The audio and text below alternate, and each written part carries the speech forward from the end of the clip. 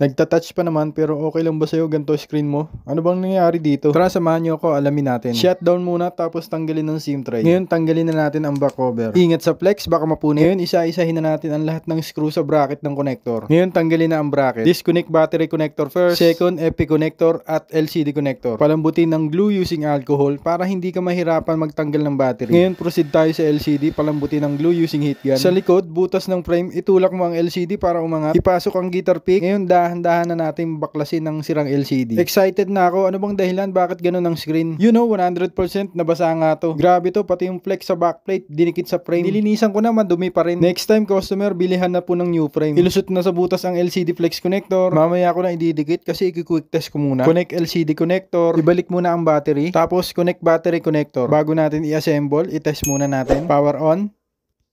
You know, at kung nagustuhan niyo po ang palit LCD tutorial, don't forget to like, share, and follow po.